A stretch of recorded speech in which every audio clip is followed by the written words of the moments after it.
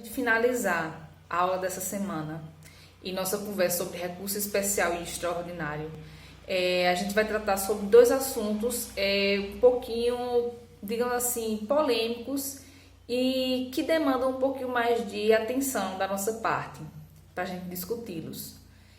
E ao final desse vídeo a gente vai ver o que será objeto das próximas aulas da próxima semana, certo? Como eu tinha falado no finalzinho do vídeo anterior, a gente vai começar a tratar aqui sobre a interposição simultânea de recurso especial e extraordinário, certo?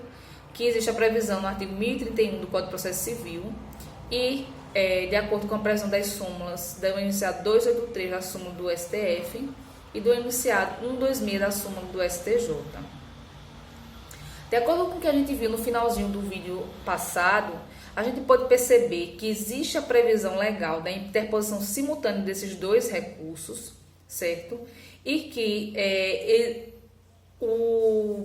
a finalidade de existir dessa espécie de interposição simultânea é justamente porque uma decisão recorrida ela pode se fundamentar em dois aspectos autonomamente, numa questão constitucional e numa questão infraconstitucional, que dará ensejo obrigatoriamente a pessoa que quer discutir aquela decisão a interpor esses dois tipos de recursos de forma autônoma também e de forma simultânea. E para a gente analisar essa questão e esse tema, eu coloquei um exemplo, como eu falei no vídeo anterior, que eu vou ler aqui para vocês e a gente vai discutir esse exemplo e compreender como é que ocorre essa interposição simultânea. No exemplo apresentado para vocês aí nos slides, eu digo que, neste caso, Maria propõe demanda contra um plano de saúde, certo? Requerendo que o Poder Judiciário reconheça seu direito a ter garantido um determinado tratamento. A sentença que julga essa ação de Maria, ela a julga e julga procedente o pedido da autora com base em dois fundamentos. O primeiro fundamento é: de acordo com o direito fundamental à saúde, previsto na Constituição Federal, o plano de saúde demandado tem a obrigação de cobrir aquele tratamento determinado. O segundo fundamento que eu trago na questão é que, mesmo que não houvesse a obrigação constitucional, o juiz alega que o plano de saúde deveria cobrir o tratamento requerido, pois a interpretação a ser dada à lei federal, que trata sobre a abrangência da cobertura dos planos de saúde, deve ser uma interpretação que alberga a pretensão da autora. E essa sentença é confirmada totalmente pelo acórdão do tribunal. Então, nesse primeiro momento, nessa situação, nós vemos o quê? Que a sentença ela é baseada no fundamento constitucional, ou seja, ela tem direito ao tratamento diante do direito fundamental à saúde previsto na Constituição Federal e com base nesse direito fundamental à saúde, o plano de saúde, a agência de plano de saúde, a pessoa jurídica privada que está oferecendo esse plano de saúde, ela não pode se negar a dar aquele tratamento àquela consumidora. E ao mesmo tempo, ele coloca um fundamento infraconstitucional e diz: independente de haver essa obrigação constitucional ou não, o plano de saúde tem a obrigação de cobrir aquele tratamento de Maria. Por quê? Porque a interpretação a ser aplicada ou ser adotada com base na legislação federal que trata sobre a abrangência de cobertura dos planos de saúde, ela deve ser interpretada de modo a se entender que aquele tratamento que é necessário a Maria tem que ser fornecido. Então, verificamos que existe um fundamento constitucional e um fundamento infraconstitucional, ambos autônomos. Ou seja, se existe só o constitucional, a sentença se sustenta. Se existe só o infraconstitucional, a sentença se sustenta da mesma forma. E no exemplo 2 que eu trago, eu digo que Maria propõe essa mesma demanda contra o plano de saúde e requer ao Poder Judiciário esse mesmo direito ao tratamento determinado. E, nesse caso, eu digo que a sentença que julga procedente o pedido de Maria, ele o julga da seguinte forma: utiliza o direito fundamental à saúde como elemento retórico na fundamentação, ou seja, ele trata sobre aquele direito fundamental à saúde, diz que está previsto na Constituição e tal, mas isso é apenas como um elemento retórico para falar o que é o direito à saúde, para explicar como um elemento retórico que seria esse direito à saúde de uma forma geral que está previsto na Constituição Federal, certo? Posteriormente a essa retórica na fundamentação, ele vem e fundamenta seu dispositivo condenando o plano de saúde a cobrir o tratamento requerido com base na interpretação a ser dada à lei federal, essa lei que trata sobre a abrangência da cobertura dos planos de saúde, que deve ser uma interpretação que alberga essa pretensão autoral. Nesse segundo caso, a sentença também é confirmada totalmente pelo acórdão do tribunal. E aí eu lanço uma pergunta para vocês. E a pergunta é a seguinte: em qual desses dois casos a obrigatoriedade de interposição existe, né? Existirá a obrigatoriedade de interposição simultânea dos recursos especial e extraordinário. E por quê, né? Por quê? Em um desses casos existe a obrigatoriedade da simultaneidade e no outro não. Se a gente verificar no primeiro caso, como eu já falei para vocês, certo? Existiu o quê? Existiu a fundamentação autônoma da decisão judicial com base em duas questões. Uma questão constitucional, ou seja, o plano de saúde tem a obrigação de fornecer aquele tratamento requerido pela autora, porque existe um direito constitucional à saúde, que de acordo com esse direito, o plano de saúde tem que dar aquele tratamento porque ele é indispensável à sobrevivência da autora, digamos, e afirma que mesmo que não existisse esse direito constitucional da saúde, certo? Mesmo que ele não fosse aplicado ao caso, o tratamento seria devido. Por quê? Porque a autora, existe uma lei federal que trata sobre os planos de saúde e essa lei, a interpretação que tem que se dar a ela é aquela interpretação de que aquela lei federal alberga aquele tratamento, no caso concreto, naquele contrato de consumo entre a pessoa jurídica privada que fornece o plano de saúde e a consumidora. Então, verificamos que é neste primeiro caso, certo, que existe a obrigatoriedade da interposição simultânea do recurso especial e do recurso extraordinário. E por que isso?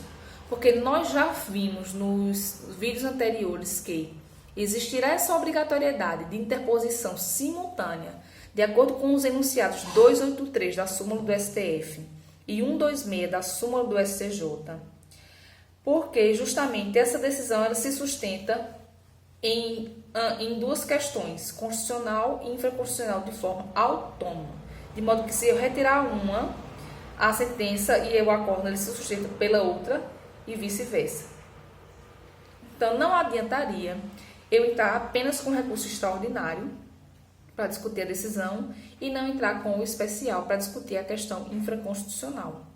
Então, nesses casos em que ambas as questões, constitucional e infraconstitucional, são rácios decidentes do dispositivo, certo?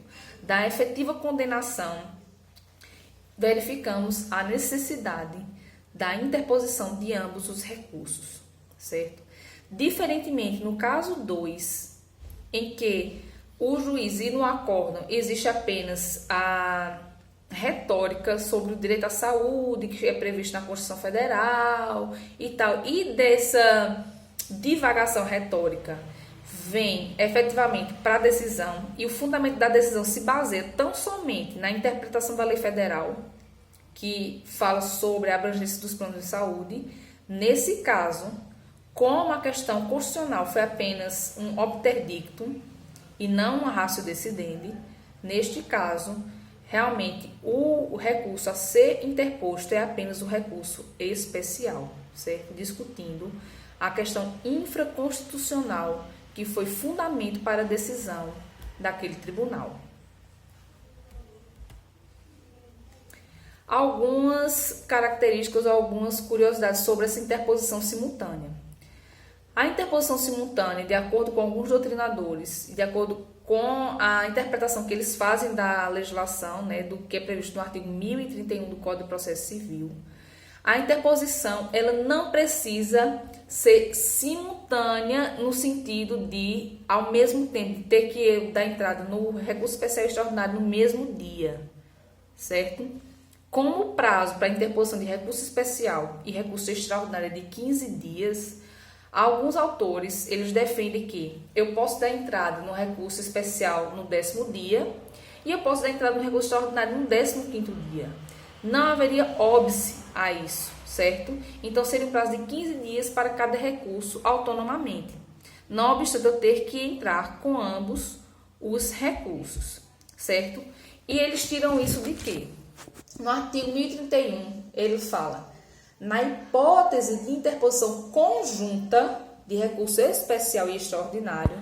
Então, ele quando fala que existe a hipótese de interposição conjunta, ele estaria admitindo que existe hipótese de interposição que não é conjunta.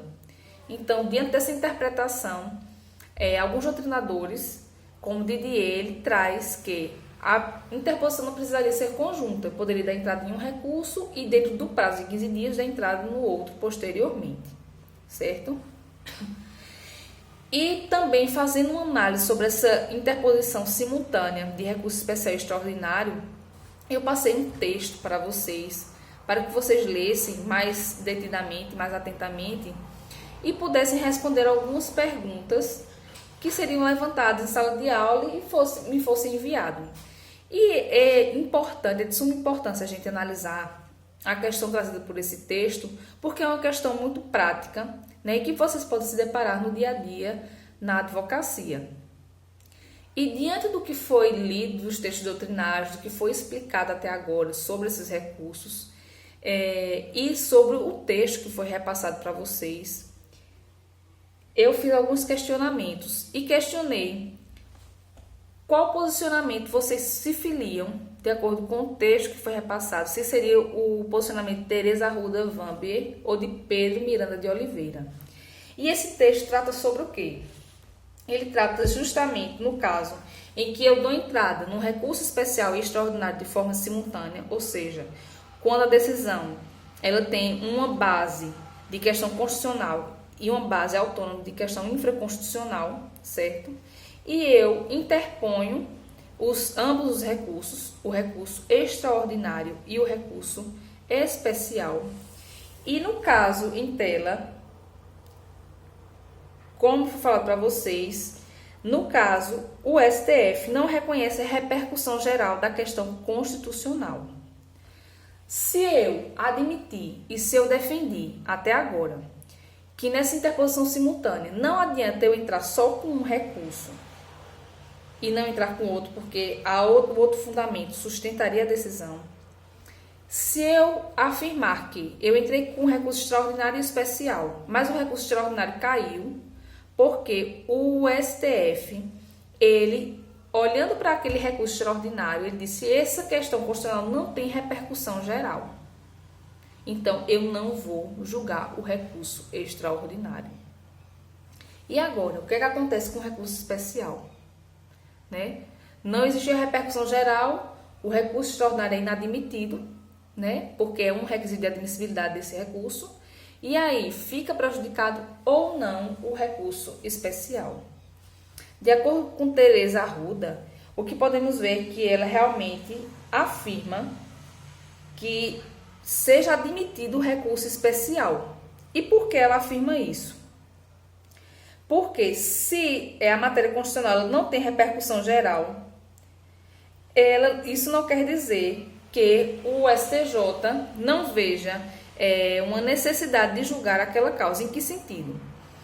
Nos termos do que Teresa ela defende, ela diz que se o STF acredita que naquela questão constitucional não existe repercussão geral e por conta disso não irá julgar o recurso extraordinário, isso não quer dizer que aquela questão não seja relevante, né, para o julgamento do recurso especial. E com base nisso, ela propõe uma saída para que a parte recorrente ela não seja prejudicada. Por quê? Porque se ela não puder discutir a questão constitucional por ausência de repercussão geral, ela vai ser prejudicada na análise da repercussão da questão infraconstitucional por uma coisa que não é culpa sua. Porque, veja, uma coisa é existir a determinação de que eu preciso entrar com os dois recursos e eu não entro com um, entro só com o recurso especial, aí realmente não tem como levar à frente esse recurso especial porque eu, parte recorrente, não fiz a minha parte, não recorri extraordinariamente também. Outra coisa é eu fazer minha parte e recorrer com os dois recursos, extraordinário e especial, e o STF negar julgamento ao recurso extraordinário porque entende que não existe repercussão geral. Então, o entendimento de Tereza Arruda é que deve ser julgado esse recurso especial, porque, não obstante aquela questão constitucional não ter repercussão geral, ela pode ser relevante para o julgamento da causa e aquele recorrente não vai ser prejudicado se ele efetivamente fez tudo o que podia para levar a discussão às instâncias extraordinárias. Diferentemente, Pedro Miranda de Oliveira, ele defende justamente o contrário.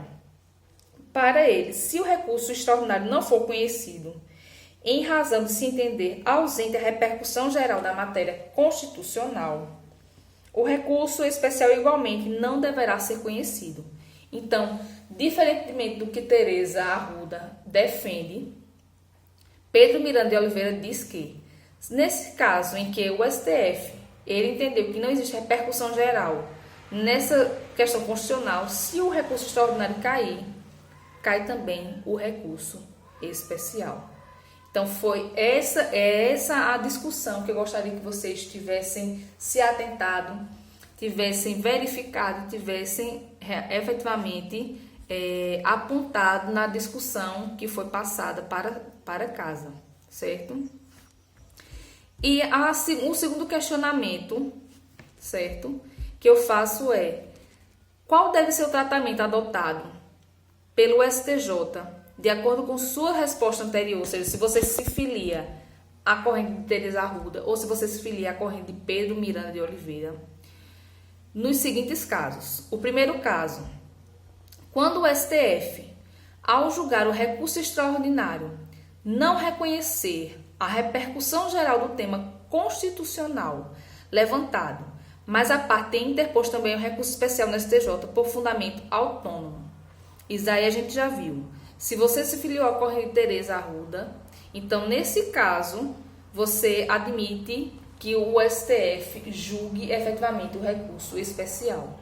Se você se filia efetivamente à corrente que defende Pedro Miranda de Oliveira, você tem que defender que igualmente ao recurso extraordinário cai o recurso especial, porque ele não pode ser julgado diante da inexistência ou inadmissão do recurso extraordinário. E a segunda pergunta é: quando o STF, ao julgar o recurso extraordinário, não admitir o recurso extraordinário por se tratar de uma ofensa reflexa da Constituição Federal, mas a parte tem interposto também o recurso especial no STJ por fundamento autônomo, o que é que acontece nesse caso? A gente tem que, isso aqui é uma matéria de direito constitucional, mas que é importante que a gente traga pelo menos alguns conceitos nessa discussão de recurso especial e extraordinário. E para responder esse segundo questionamento que eu trouxe para vocês, vocês teriam que ter a noção do que é uma ofensa reflexa à Constituição Federal e como os tribunais superiores, especialmente o Supremo Tribunal Federal, vem entendendo ou entende sobre essa ofensa reflexa à Constituição Federal.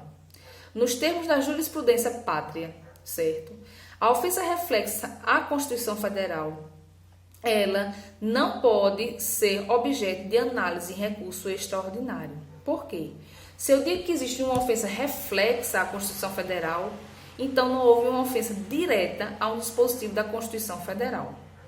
E se isso ocorre, então eu não tenho subsídio para justificar a interposição de um recurso extraordinário.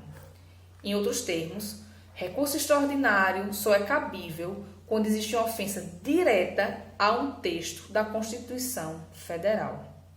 Diferentemente, é quando uma decisão judicial ela ofende uma legislação infraconstitucional e dessa ofensa à legislação infraconstitucional, ela ofende reflexamente a Constituição Federal. Exemplo, quando a gente falou sobre a aplicação do Código de Defesa do Consumidor, naquele caso de indenização, certo? Em que se requereu a indenização e uma parte autora, ela requereu a aplicação do Código de Defesa do Consumidor, isso daí foi deferido em decisão interlocutória, e aí a outra parte recorreu e até chegar no recurso especial. Digamos que a parte ela tenha entendido que a não aplicação daquele artigo do Código de Defesa do Consumidor gerou uma ofensa ao seu direito ao contraditório e ampla defesa. Por quê? A partir do momento que eu inverto o ônus da prova com base no Código de Defesa do Consumidor, eu estou colocando um ônus a mais àquela pessoa que não tinha esse ônus de comprovação. Então, ele diz, não, se for aplicado isso daí da forma como a decisão judicial colocou, ela vai estar ferindo meu direito à ampla defesa. Então, ao invés de ele entrar com um recurso especial, ele entra com um recurso extraordinário no STF, dizendo que houve uma ofensa a seu direito ao contraditório e ampla defesa. E aí, quando os ministros do Supremo Tribunal Federal verificarem isso, o que é que eles vão dizer?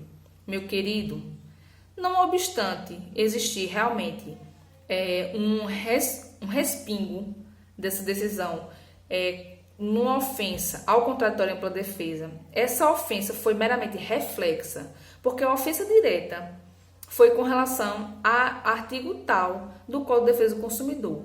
Então, sendo uma ofensa reflexa, eu não posso admitir um recurso extraordinário. Então, o que é que vai acontecer nesses casos? Nesses casos em que existe uma ofensa reflexa, não vai poder ser julgado como recurso extraordinário, mas vai poder ser julgado como um recurso especial. Porque se eu digo que é uma ofensa reflexa, então não ofende diretamente a Constituição, mas sim uma legislação infraconstitucional que ensejou uma ofensa reflexa a um direito fundamental previsto na Constituição.